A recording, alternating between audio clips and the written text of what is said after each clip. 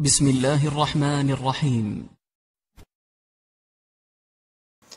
الحمد لله رب العالمين، والصلاة والسلام على نبيه الكريم وعلى آله وأصحابه أجمعين، ومن اهتدى بهديه واستنى بسنته إلى يوم الدين. أما بعد، السلام عليكم ورحمة الله تعالى وبركاته. برادران و خواهران عزیز، ان شاء الله سبحانه و تعالی این حلقه 17 ما و شماست که در این حلقه ان شاء الله هجرتین اولا، هجرت اول و دوم را ذکر خواهیم کرد. وقتی که مسلمانان زیاد شدند و آهسته روز به روز زیاد می شدند، کفار و مشرکین قریش از زیاد شوی مسلمان ها به ترس در آمدند. پس اذیت دادن و بازداشتن راه اسلام را شروع کردند که خیلی مسلمان ها را، اسلام آوردگان را اذیت می دادند و فتنه بزرگی را برقرار کردند که رسول اکرم صلی الله علیه و سلم در این حالت به صحابگانش هجرت کردن را به سوی حبشه که امروز یکی از دولت‌های افریقا حساب می شود، در همسرحدی سودان یا که سومالی وجود دارد، رسول اکرم به هجرت کردن این مکان اجازت دادند که در اون زمان حبشی گفته می شد. حبشه این بها ملکا لا یظلم الناس عنده.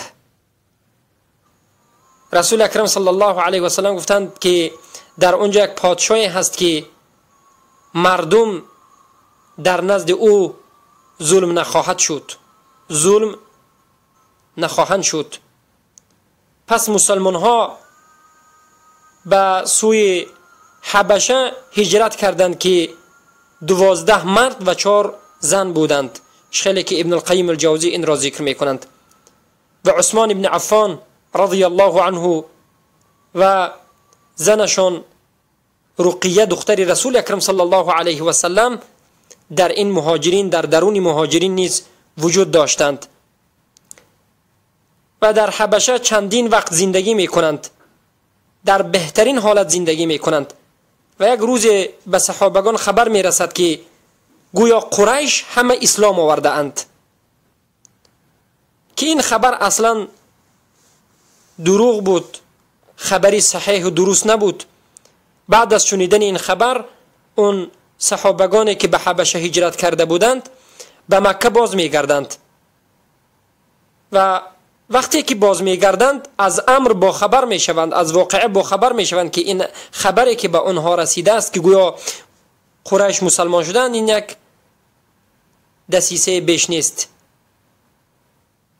بعد از این بعضی اونها باز به عقب باز می گردند و بعضی اونها به مکه داخل می شوند و از قریش خیلی هم اذیت سخت می کشند. و از اون کسانی که به مکه داخل شده بود عبدالله ابن مسعود بودند. عبدالله ابن مسعود هجرت اول می روند و بعد از این خبر دروغین به مکه باز می گردند که بعد از این خیلی هم قریش اذیت سختشان می دهد. بعد از این که اذیت دوچند سخت می شود بالای رسول الله و بالای صحابگان، رسول اکرم صلی الله علیه و سلم به یارانشان و دوستان و صحابگانشان اجازت می دهند که به حبشه هجرت کنند، که این هجرت را هجرت دوم گفته می شود، هجرت دوم به حبشه، که در این هجرت 83 مرد و 18 زن هجرت می کنند. 83 مرد و 18 زن.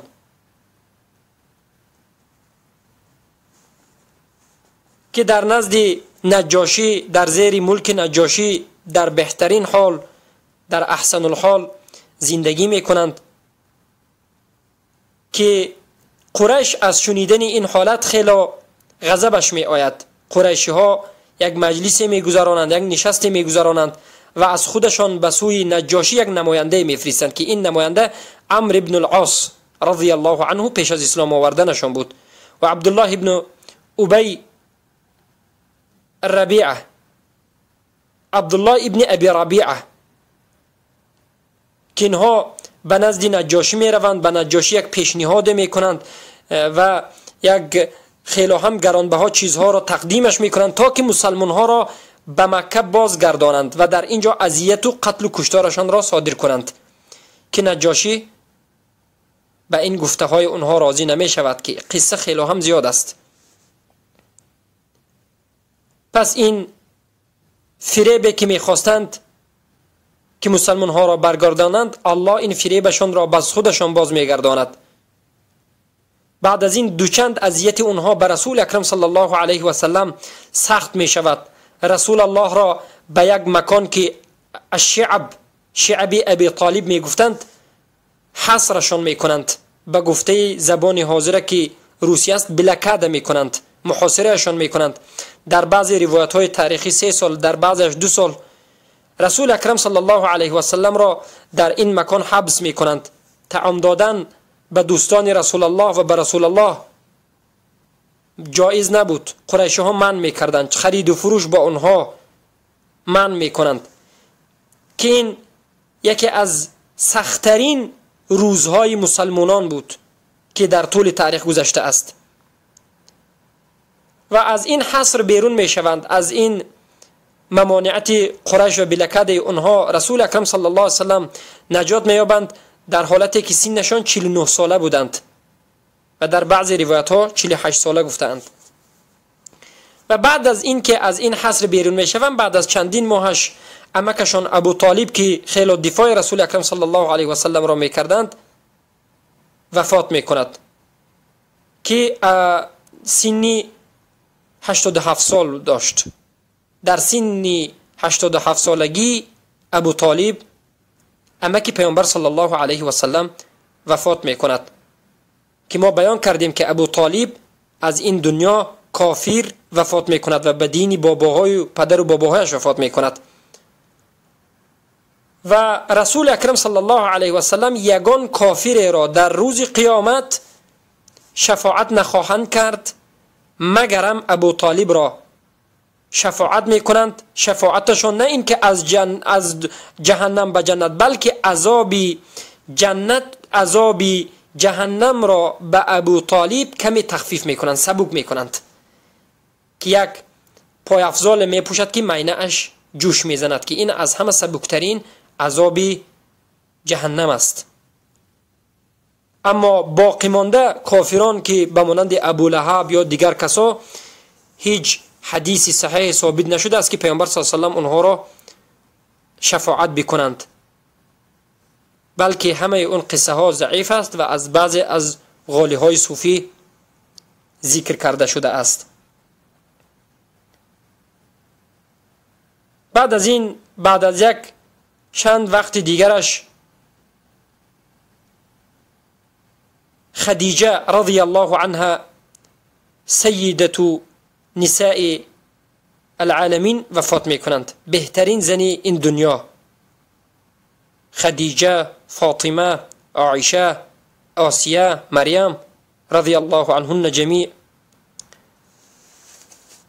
که خیلی هم پیامبر صلی الله علیه و سلم را کمک میکردند، نصرت میدادند. اینچنین خدیجه هم بعد از یک چند وفات میکنند، که در همون وقت ابن عباس تولد میشوند. و در بعضی روایت ها ابن عباس، عبدالله ابن عباس که یکی از محدثین و مفسرین هستند، در این محاصره که پیامبر صلی الله علیه و سلم را 3 سال محاصره کردند، عبدالله ابن عباس در این محاصره تولد میشوند. یعنی این دلالت میکند که رسول اکرم صلی الله علیه و سلم وقتی که پیامبر مردند تقریبا 13 ساله بودند. عبدالله ابن عباس رضی الله عنهما وقتی که پیامبر مردند تقریبا 13 ساله بودند. بعد از این اذیت کفر باز شدید میشد به پیامبر صلی الله علیه و سلم، چرا که حمایت کننده شون، عمکشون نصرت دهنده و کمک کننده شون خدیجه رضی الله عنها وفات میکنند. و رسول اکرم صلی الله علیه و سلم به خاطر دعوت به طائف می روند. که با همراهشون زید ابن الحارثه همراه بود، به طائف می روند تا که مردم را به سوی الله تعالی دعوت بکنند و چندین روز در طائف باقی می مانند و دعوت می کنند، اما دعوت پیامبر صلی الله علیه و سلم را اونها نمی پذیرند، بلکه اذیت می دهند. یعنی رسول اکرم صلی الله علیه و سلم را اذیت می دهند، از طائف بیرونشان می کنند و کودکان را به بیرون می برارند تا که به پیامبر سنگ بزنند، حتی که پای افضال رسول اکرم صلی الله علیه و سلم پر از خون می شود. این دلالت می کند که در اون روز پیامبر صلی الله علیه و سلم از سنگ این اهل طائفی که به پیامبر زده شده بود جراحت دیدند، یعنی خون برآوردند. پس از طائف باز به سوی مکه رسول اکرم صلی الله علیه و سلم باز می گردند که در راه یک نصرانی را می بینند که عداس می گفتند که این نصرانی رسول اکرم صلی الله علیه و سلم را تصدیق می کند و به رسول اکرم صلی الله علیه و سلم ایمان می آورد. پس در راهش اینچنین الله رب العزة والجلال 7 نفر جن را صرف الیه به سوی پیامبر صلی الله علیه و سلم میفرستد که اونها قرآن را گوش میکنند و به پیامبر صلی الله علیه و سلم اسلام می آورند. خیلی که این واقعه را ابن جریر در تفسیرش از عبدالله ابن عباس رضی الله عنهما ذکر کرده است: و اذ صرفنا الیک نفرا من الجن یستمعون القرآن. در تفسیر این آیت ابن عباس میگویند كانوا 7 نفر من اهل نصیبین. این جنهایی که به نزد رسول اکرم صلی الله علیه و سلم در همان روز آمدند و ایمان آوردند 7 نفر بودند. فجعلهم رسول الله رسولا الى قومهم. رسول اکرم صلی الله علیه و سلم این 7 نفر جن را رسول به سوی قومشان، به سوی دیگر جنها کرد که خیلی که به ما سوره قرآن، آیت قرآن شرح میدهد، این جنها میرند و میگند انا سمعنا قرآنا عجبا. سوره جن، یعنی میرند و به جنها میگن ما یک قرآن عجیب را شنیدیم که انسان را هدایت میکند. یعنی این جنها دعوت میکردند که این عقیده اهل سنت و الجماعت است که جن وجود دارد و جنها نیز مسلمان هستند و جنها اینچنین کافر هستند. طبقه مسلمانان در این دنیا چگونه باشد، طبقه جن هم همین طور است. از نظر ایمان و اسلام طبقه مردم انسانیت چگونه باشد، طبقه جن هم همین است. مسلمان ها کافر دارند، مسلمان دارند، انسان ها کافر، مسلمان، منافق، مرتد، همین چیزی که در انسان دیده می شود در جن هم وجود دارد در مسئله دینی و ایمانی. اما پدری انسان ها این آدم علیه السلام هستند و پدر جن ها این شیطان است که عرشش در بحر است. هر جنی که به شیطان اطاعت میکند شیطان گفته می شود و هر جنی که ایمان آورده می شود این جنی مسلمان است. یعنی شیطان این جن هست لیکن جنی کافر، اما جنی مسلمان را شیطان گفته نمی شود که این هم یک مسئله از فایده بود. پس به موضوع خود باز می گردیم و در همین راهی بازگشت از طائف وقتی که باز می گشتند یک نصاری مسلمان می شود و 7 نفر جن مسلمان می شوند و پیامبر صلی الله علیه و آله اونها را همچون دعوتگری به سوی جن ها میفرستد و در همین حالت به نزد رسول اکرم صلی الله علیه و سلم ملائکه های جبال می آید، یعنی فرشته هایی که اداره کوه را در بر دارند، وظیفه دار کوه ها هستند، به نزد رسول اکرم صلی الله علیه و سلم می آیند. پس به رسول اکرم صلی الله علیه و سلم پیشنهاد میکنند که اگر خواهی ما اون کوهایی که در گرد و اطراف مکه هست اون را به بالای قریش و کفاری که در اونجا زندگی میکنند چپه بگردانیم تا که نابود گردند. اما رسول اکرم صلی الله علیه و سلم چی جواب میدهند؟ لا بل استعنی بهم، نه راضی نمیشوم بلکه به اونها رحم میکنم. لعل الله یخرج من اصلابهم من یعبده لا یشرک به شیئا. لعل الله یعنی امید است که الله، شاید الله از فرزندان این قوم یک بندگانی را بیرون بکند که الله رب العزت و الجلال را پرستش نمایند، عبادت بکنند و به او هیچ چیزی را شرک قرار مدهند. سبحان الله. پیامبر را اینقدر اذیت میدادند، اما پیامبر صلی الله علیه و سلم که رحم داشتند، رؤوف بودند، صبر میکنند و میگویند من به نابود کردن اونها راضی نیستم، بلکه امیدوارم که الله از فرزندان اینها عابد کننده خودش و اونانی که از شرک و بدعت دور هستند به وجود بیاورد. که این روایت در روایت بخاری آمده است که خیلی هم یک حدیثی دور و دراز است در کتاب بدء الخلق باب ذکر الملائکه و فی التوحید. این چنین در کتاب مسلم آمده است، یعنی این حدیث متفق علیه است. در کتاب جهاد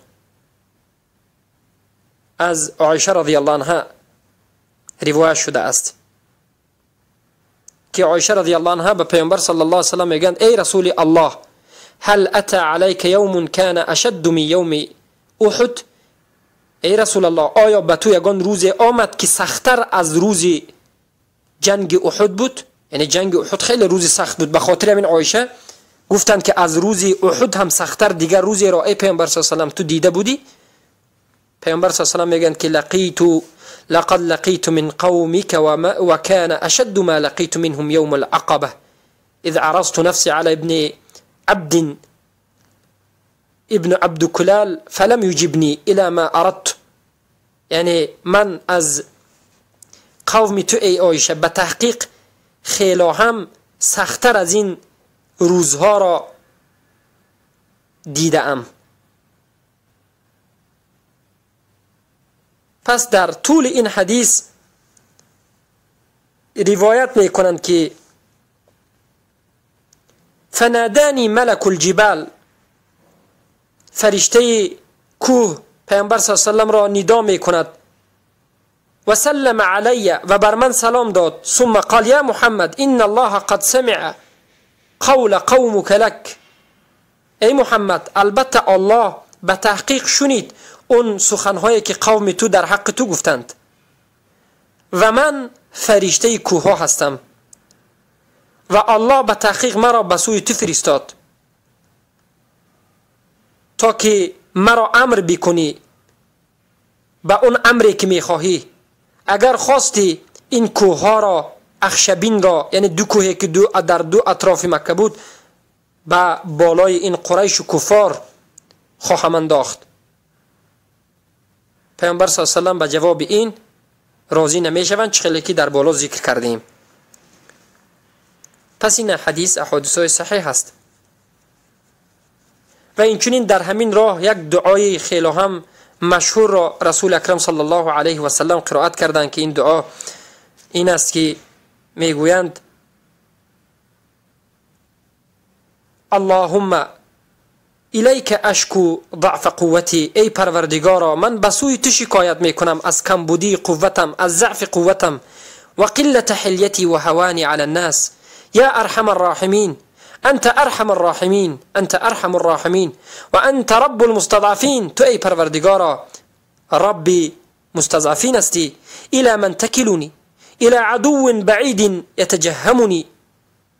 یعنی به سوی کی مرا می اندازی، می پرتایی؟ به سوی آن دشمنی که به من با یک معامله بد معامله می کند، بروی بد و بروی غلظه‌دار به من نگاه می کند. به سوی اونها ای پروردگارا. ام الى صدیق قریب ملکته امری ان لم یکن بک غضب علی فلا ابالی. ای پروردگارا اگر تو به من غضب نکرده باشی من پروایی ندارم. سبحان الله. پیامبر میگن که اگر ای پروردگارا تو به من غضب نکرده باشی، من از این کمبودی ها، از این معامله بد مردم به من هیچ پروای ندارم. غیر ان عافیتک اوسع لی، عافیت تو خیلی هم بر من وسیع است، زیاد است. اعوذ بنور وجهک الذی اضاءت له السماوات، به نور وجه تو پناه میبرم، آن نوری که تمامی آسمان ها و دنیا نورانی میگردد با نور تو. و اشرقت له الظلمات، و تاریکی ها و ظلماتی ها با نور تو اشراق خواهد کرد. و صلح علیه امر الدنیا والآخره ان ينزل به غضبك او يحل به سخطك ولك العتبى حتى ترضى ولا حول ولا قوة الا بك. هیچ حول یعنی هیچ دیگرگونی، هیچ دیگرگون کننده و هیچ قوت نیست مگرم تو هستی ای پروردگارا. این حدیث را طبرانی ذکر میکنن، لیکن این حدیثی که طبرانی ذکر میکنن با این روایت ضعیف است. ابن اسحاق در اینجا مدلس هستند، به خاطر همین این دعا با این روایت ضعیف است. لیکن کتاب ها را مشاهده کردیم، دیدیم که این به همین معنا از رسول اکرم صلی الله علیه و سلم دعاهای زیاد وارد شده است که اسنادش را علما حسن گفتند. حسن یعنی حجت گرفتن می شود. این حدیث گرچنده که یک سندش ضعیف است، لیکن شاهدهای دیگر دارد که این حدیث را، این دعا را قوی میگرداند، به مانند روایت حضرت عایشه و روایت حسان ابن ثابت که این را علما سندش را حسن گفتند و این در سنن، در ابن ماجه و ترمذی و دیگر سنن، کتب سنن روایت شده است که شیخ الاسلام ابن تیمیه این را در حق این دعا میگویند: هذا دعاء ولو كان في طريقه ضعف ولكن يحتج به بكل شواهده. گرچنده که این حدیث و این دعا با این روایت ضعیف است، لیکن با دیگر شاهدها این دعا قبول است و قبول کرده می شود. و بعد از این رسول اکرم صلی الله علیه و سلم به اسراء و معراج می روند که ان شاء الله سبحانه و تعالی ما در حق اسراء و معراج کاملا و مفصلا صحبت خواهیم کرد در جایی که می آید، لیکن اینجا کمی مختصر می گوییم. اولا اسراء و معراج با آیت نص قرآن کریم و با احادیث متفق علیه، احادیث صحیح رسول اکرم صلی الله علیه و سلم ثابت شده است. الله رب العزة والجلال در سوره اسراء آیت 1 می فرماید: اعوذ بالله من الشیطان الرجیم سبحان الذي أسرى بعبده ليلا من المسجد الحرام إلى المسجد الأقصى الذي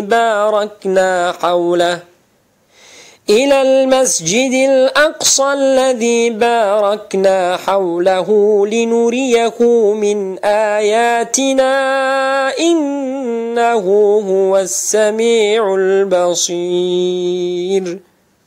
صدق الله العظيم. سوره اسراء آیت 1.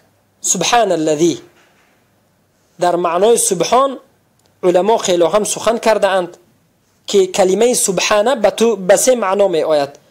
معنای تنزه الله، پاک کردن الله رب العزة والجلال از همه بدی ها، یعنی الله رب العزة والجلال پاک است. و این چنین به معنای تعجب، یعنی وقتی که یک چیزی را میبینید که تعجب میکنید میگید سبحان الله. در اینجا هم به معنای پاک، به معنای منزه و هم به تنزیه الله و هم به معنای تعجب می آید. سبحان الذي اسرى بعبده، پاک است آن ذاتی که اسرا، کلمه اسرا سیر کنان در شب، کلمه اسرا یعنی دلالت راه گشتن و سیر کردن در شب را میگوید. راه گردانید، سیر کناد بنده اش را در شب از مسجد الحرام الى المسجد الاقصی، تا سوی مسجد اقصی. آن مسجد اقصایی که گرد و اطرافش را برکت دادیم، پر برکت کردیم، لینوریه من آیاتنا، تا که از نشانه های ما را، آیت های ما را ببیند. پیامبر صلی الله علیه و سلم انه هو السمیع البصیر، البته و یعنی الله رب العزت و الجلال شنونده و بیناست. که این آیت دلالت به اسراء و معراج می کند و نام سوره هم در قرآن اسراء هست. پس اسراء این راه گشتن در زمین شبانه، در روی زمین، خواه با حیوان باشد، خواه با پای خود یا در چیزی دیگر، شبانه دور زدن را اسراء میگویند. اما معراج، اعراج، بالا شدن را، یعنی زینه به زینه بالا شدن را معراج میگویند که رسول اکرم صلی الله علیه و سلم در این شب اسراء بعد از مسجد الاقصی به سدرة المنتهی بالا شدند. که این قصه معروف است. اولا مذاهب اختلاف کرده اند، یعنی بعضی از علما در این مسائل اختلاف کرده اند که آیا رسول اکرم صلی الله علیه و سلم با جسمشان و روحشان و بدنشان به مسجد الاقصی و به جنت سدرة المنتهی رفتند یا که به روحشان رفتند؟ دو پیامبر صلی الله علیه و سلم خواب بودند یا که روحشان رفته است؟ این یک مسائلی که بعضی از علما در این مسئله سخن کردند. به من شما معلوم است و هیچ شکی نیست که رسول اکرم صلی الله علیه و سلم هم به بدنشان و جسمشان و روحشان به بیت المقدس و از بیت المقدس به همین جسم و روحشان در حالت زندگی و بیداری به اسراء و معراج بالا شدند، به سدرة المنتهی اعراج کردند.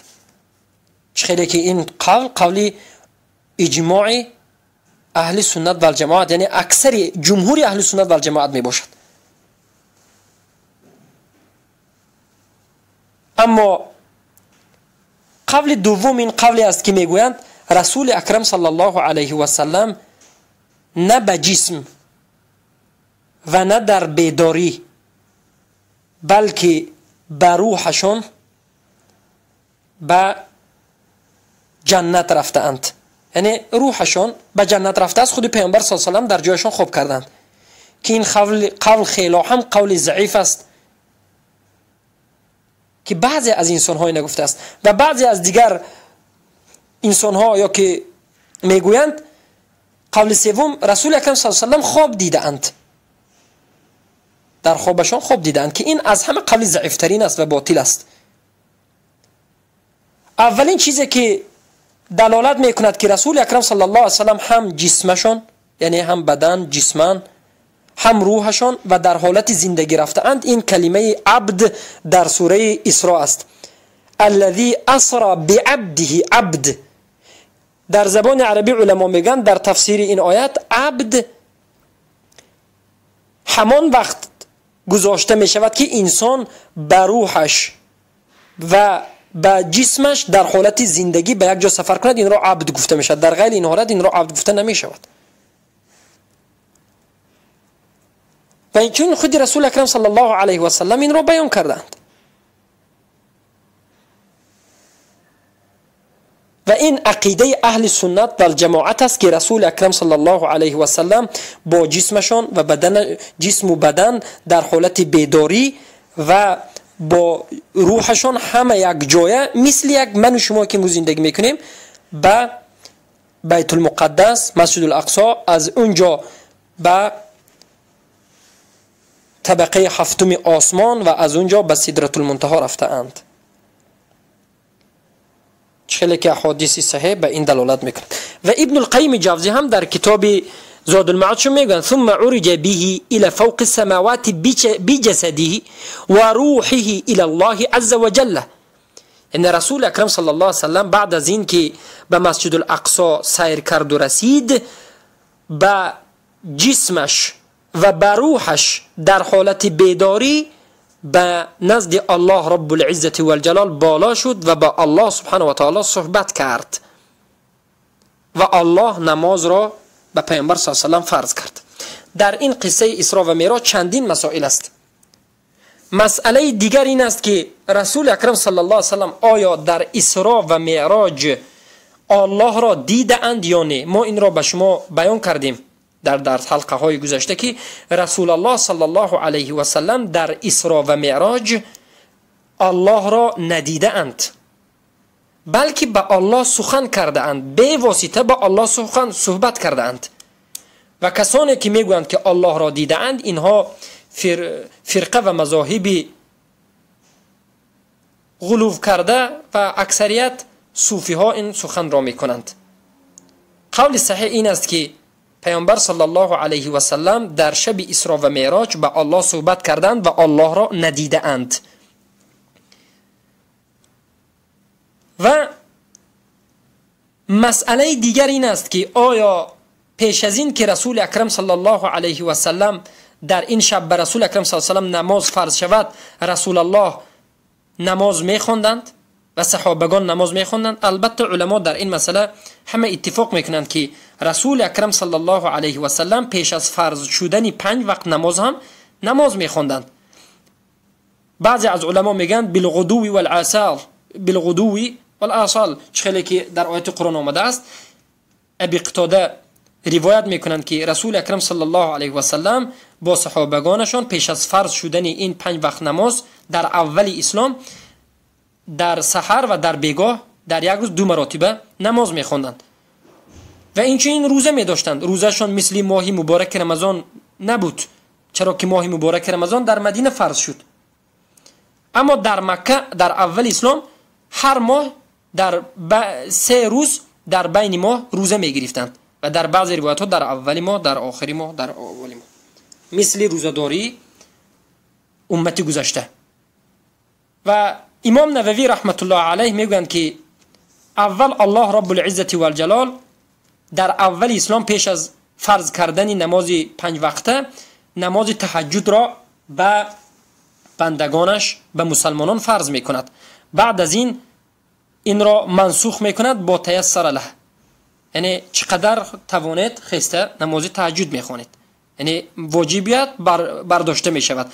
بعد از این دومین نماز که سحر و بیگاه خوانده می شود این بود، تا آن زمانی که پیامبر صلی الله علیه و سلم به اسراء و معراج می روند و در اسراء و معراج در معراج به پیامبر صلی الله علیه و سلم 5 وقت نماز فرض می شود، چخیلی که حدیث متفق علیه این را ثابت می کند.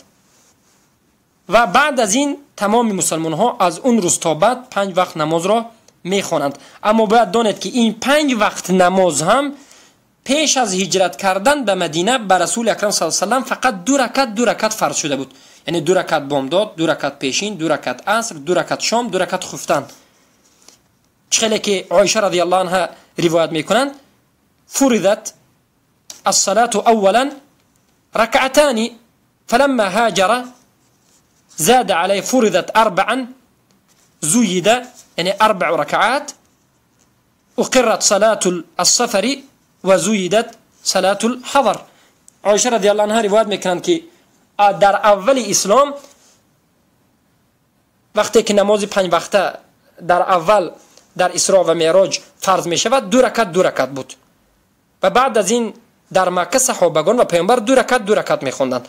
اما وقتی که پیامبر صلی الله علیه و سلم به مدینه هجرت کردند نماز 4 رکعت شد، یعنی نماز بامداد 2 رکعت در حالت اصلیش ماند، نماز پیشین 4 رکعت، عصر 4 رکعت و شام 3 رکعت و خفتن 4 رکعت شد.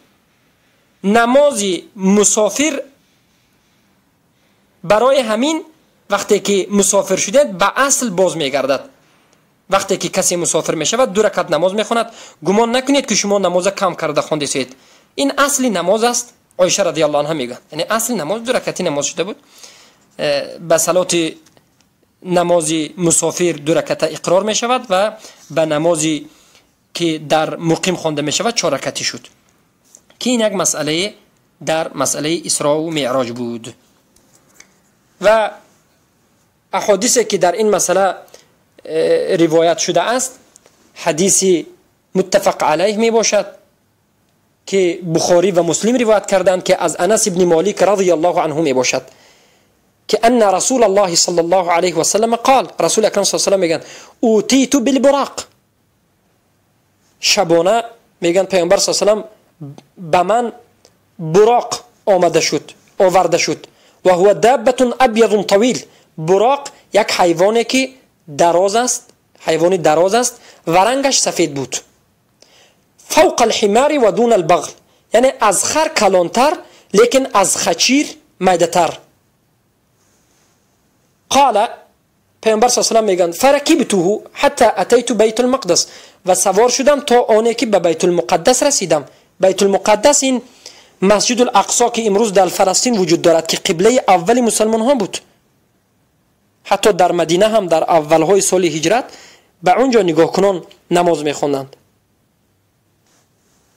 و بعد از سوم و چهارم هجری که انشالله این را به شما انیقتر روزهایش را بیان خواهیم کرد، در نماز قبله را به سوی مکه میگردانند و تغییر میدهند به امر الله رب العزت و الجلال که در سوره بقره آمده است لوجهک شطر المسجد الحرام. پیامبر صلی الله علیه و میگن فربطته، بعد از این که با این براق سوار شدم به بیت المقدس رسیدم، این حیوانی دراز که از خر کلانتر و از خچر میده‌تر است به یک حلقه در از باب این مسجد بستم که به این حلقه همه انبیا حیوانهای خود را میبستند، یعنی سوار شونده خود را میبستند.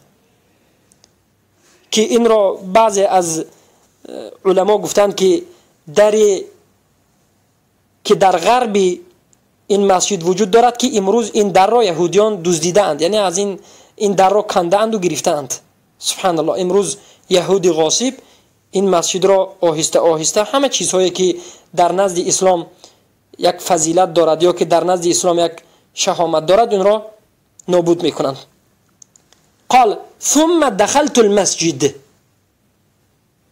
بعد از این که خچیر خود را به آن حلقه که تمام انبیا به این حلقه میبندند بستم و به مسجد داخل شدم، به مسجد اقصی.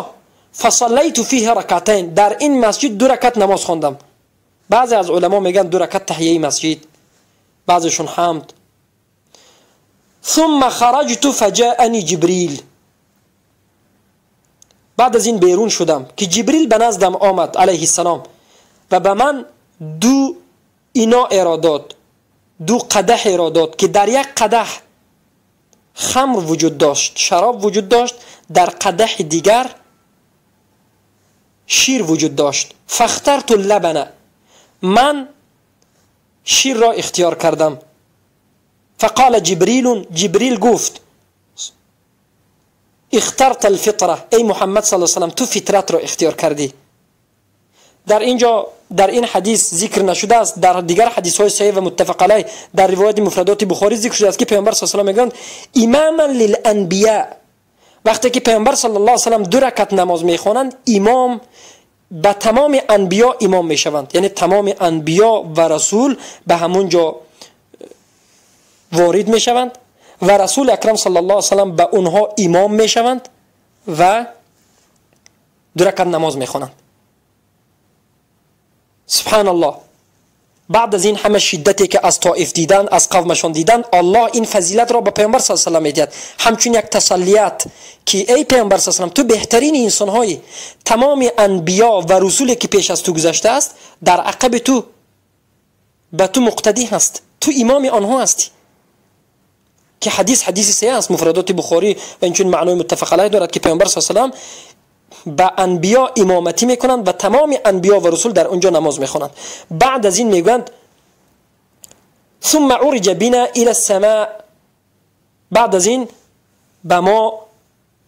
من با همراهی جبریل به آسمان بالا رفتیم. ببینید، به آسمان بالا رفتیم. این دلالت میکند که جنت در بالا هست. این دلالت میکند که اون رسولان که رسول اکرم صلی الله علیه و سلم دیدند اونها در بالا هستند. سدرة المنتهی بیت المعمور در بالا هست، در آسمان است. عرش در بالا هست و الله رب العزت و الجلال از همه بالا و بالا استوا و بالا هست که در بالای عرش است. دلایل زیاد است که الله رب العزت و الجلال در بالای آسمان است. اما اونانی که قلبشان حق را نمیپذیرد، قلبشان بین قلبشان و بین حق یک پرده وجود دارد، اونها هیچگاه نمیفهمند. حتی امام بخاری رحمت الله علیه میگن که لقیت الفا من العلماء، هزارها از علمای بزرگ اسلام را ملاقات کردم که همه اونها میگفتند که الله رب العزت و الجلال در بالای عرش است، استوا هست. حتی قصه عیسی علیه السلام دلالت به این میکند بل رفع الیه، یعنی الله رب العزت و الجلال میگوید که موسی را نکشتند، صلب هم نکردند، بلکه من برداشتن کدام وقت استفاده برده میشد؟ همان وقتی که به بالا باشد. یعنی عیسی علیه السلام را به جنت برداشتم که عیسی وفات نکردند که به انشالله در نزدیکی های روز قیامت نازل خواهند شد که در این مسئله انشالله در جای خودش صحبت خواهیم کرد. یا که آیات های دیگر به این دلالت میکرد. خیلی که در موضوع کلیم الطیب گفته بودیم و الیه یرفع کلیم الطیب یعنی به همین معنا، یعنی کلمه های خوب، عمل های صالح به نزد الله رب العزت و الجلال برداشته می شود. یعنی همه این دلالت میکند که الله رب العزت و الجلال در بالا است، جنت در بالا است، عرش در بالا است و الله رب العزت و الجلال بالاترین ذات است. و پیامبر صلی الله علیه و آله میگن که ما به آسمان بالا شدیم و جبرائیل طلبی کشاده شدن در اول آسمان را کرد. پرسیده شد من انت، یعنی دروازه‌بانان آسمان اول جبرائیل پرسیدن که تو کی هستی؟ جبرائیل گفت من جبرائیل هستم و با همراهی من محمد صلی الله علیه و سلم است. در بعض از روایت ها اونها میگن مرحبا بنبی، مرحبا به محمد صلی الله علیه و نبی. و اینچنین بالا و بالا می شوند که در آسمان اول رسول اکرم صلی الله علیه و سلم آدم را می بینند. فاذا انا بی آدم، وقتی که به آسمان اول داخل شده میگن یعنی طبقه یکم جنت گویا آدم علیه السلام را می بینند. فرحب بی و دعا لی بخیر، یعنی مرا خوش آمدید کرد، ترحیب کرد و در حق من دعا کرد. بعد از این بالا شدیم به آسمان دوم. اینچنین پرسش از جبرائیل کردند و باز پیامبر صلی الله علیه و سلم را خوش آمدید گفتند و وقتی که به آسمان دوم داخل شدند عیسی ابن مریم و یحیی ابن زکریا را دیدند صلوات الله علیهما، فرحب و دعوا لی بخیر. اینچنین خوش آمدید گفتند و دعای خوب در حق پیامبر صلی الله علیه و سلم کردند. در دیگر روایت های آمده است یا اخ ابن الاخ، برادرم، پسری برادرم. اینچنین دعاهای و صحبت‌های بین اونها گذشت. و به طبق آسمان سومین رفتم که در آسمان سوم حضرت یوسف علیه السلام را دیدم. اذا هو قد اعطی شطر الحسن، که میگم به تحقیق یوسف خیلی هم حسن جمال داده شده بود. اینچنین یوسف خوش آمدید میکنند، سلام علیک میکنند. و بعد از این به آسمان هفتم، به آسمان چهارم رفتیم که در این آسمان اینچنین ادریس علیه السلام را دیدند. ادریس هم خوش آمدید کردند، سلام علیک کردند.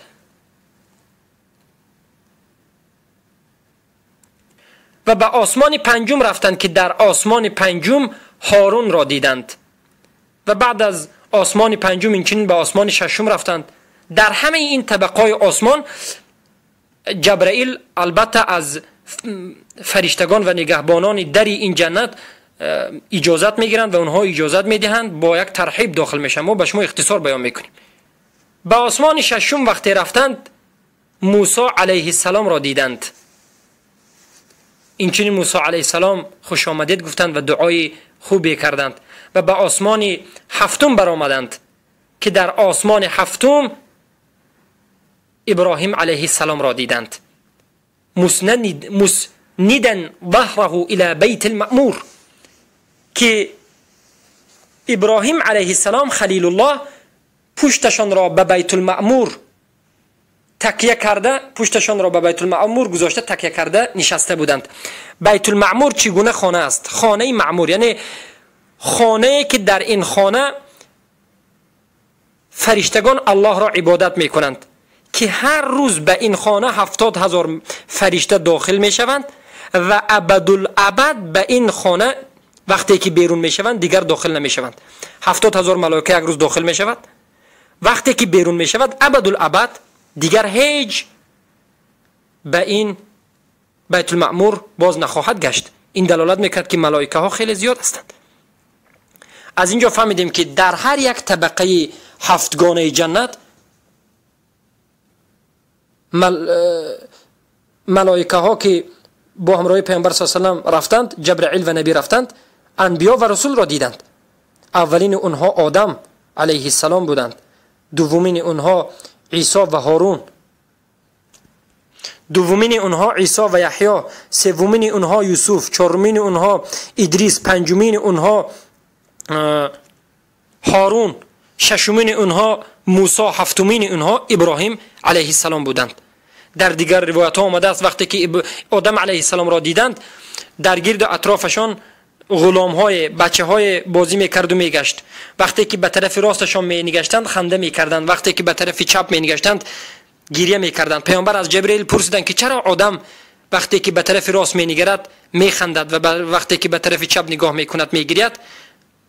جبرئیل به پیامبر صلی الله علیه و آله گفتند که طرف راستش این امتان میباشند که در طرف راستش امتان میباشند که هدایت شده و مسلمان اهل جنت، و در طرف چپش این فرزندان آدم که کافر هستند و به دوزخ می درآیند. به خاطر همین گریه و خنده می کند. و پیامبر صلی الله علیه و سلم به سدرة المنتهی می روند. عند سدرة المنتهی خیلی که آیت به این دلالت می کند که در این مکان سدرة المنتهی جبرائیل علیه السلام را به صورت اصلی خودشان باز دومین مراتبه می بینند. خیلی که ما این قصه را به شما نقل کرده بودیم که وله 600 جناح، که جبرائیل 600 قنات داشتند. دومین حالتی دیدنشون اینجا است. و بعد از این با الله رب العزت و الجلال سخن می کنند.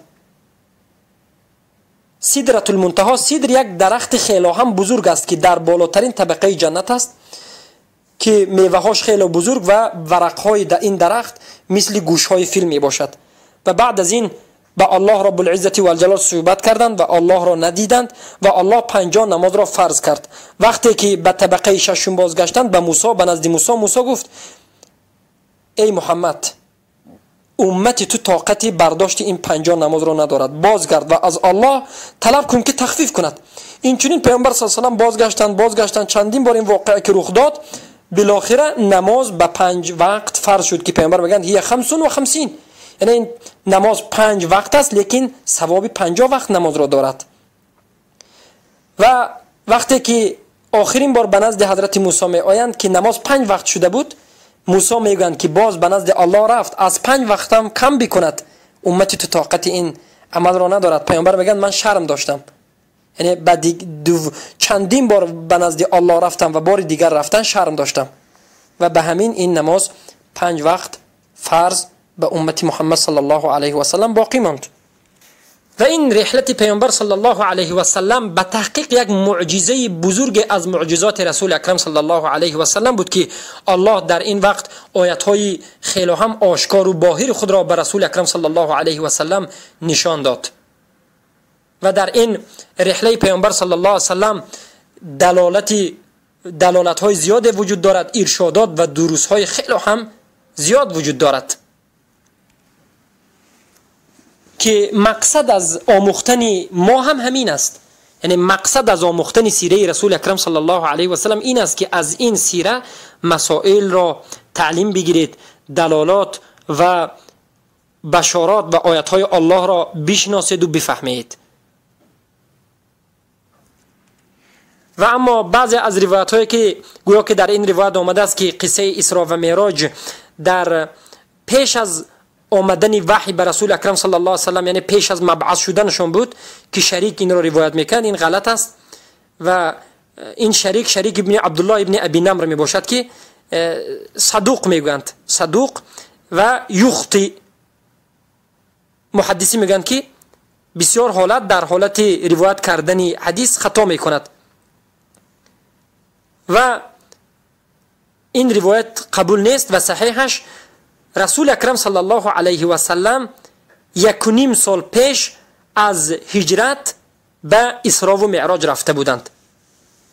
یعنی خوب دقت بدهید، 1.5 سال پیش از هجرت کردن به اسراء و معراج رفته بودند و از این گرفته می شود که نماز 5 وقته در مکه تنها 1.5 سال خوانده شده است و باقی مانده در مدینه خوانده شده است. چه خیلی که این را یکی از تابعی بزرگ ذکر میکنند، حسن البصری و اینچنین ابن کثیر در تفسیرشون ذکر میکنند، اینچنین ظهری، امام ظهری یکی از اینچنین تابعین ذکر میکنند که قصه اسراء و معراج پیش 1.5 سال پیش از هجرت پیامبر صلی الله علیه و سلم رخ داده است. و سوال به وجود میاد که بر رسول اکرم صلی الله علیه و سلم اسراء و معراج چند بار رخ داده است؟ یک بار یا که چندین مراتبه؟ همه علمای امت اجماع میکنند که اسراء و معراج در حالت بیداریشان با جسم و روح و جسدشان یک بار رخ داده است، اما به خوابشان در خوابشان رفتن یا نرفتن علما اختلاف میکنند و والله اعلم.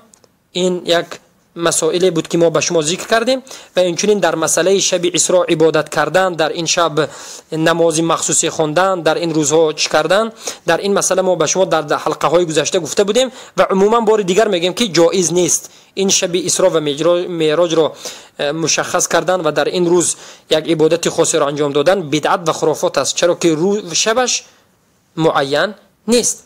و رسول اکرم صلی الله علیه و سلم در یک شب به اسراء و معراج می روند و باز می آیند در حالتی که جای خوابشان حالا گرم ایستاده است. یعنی انسان وقتی که خواب می رود یا به یک جا می نشیند، از گرمی بدن انسان به اینجا تاثیر میکنه و اینجا گرم می شود. رسول اکرم صلی الله علیه و سلم رفتند به بالا، این همه واقعه ها رخ داد و بازگشتند در حالتی که جایشان گرم می ایستاد. این دلالت به معجزه رسول اکرم صلی الله علیه و سلم میکند و این دلالت به قدرت الله رب العزت و الجلال میکند که الله به همه چیز قادر است. با همین حلقه خود را به پایان میرسانیم. ان شاء الله در حلقه های آینده باز مسائل سیره رسول اکرم صلی الله علیه و سلم را بیان خواهیم کرد. سبحانك اللهم بحمدك اشهد ان لا اله الا انت استغفرك واتوب اليك.